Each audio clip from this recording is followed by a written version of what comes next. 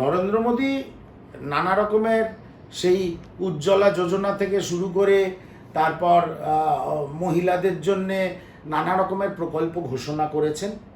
ভারতবর্ষের কটা মানুষ পেয়েছে আমরা জানি না, কিন্তু পরে আরটিআই করে দেখা গেছে একটা ওয়েলফেয়ার স্কিমের জন্য যে টাকা স্যাংশনড হয়েছে সেই টাকার 99% সেই স্কিমের হোর্ডিং, তাতে নরেন্দ্র মোদীর ছবি লাগিয়ে সারা ভারতবর্ষ মুড়ে ফেলা হয়েছে, কিন্তু স্কিমটা ইমপ্লিমেন্টেড হয়নি।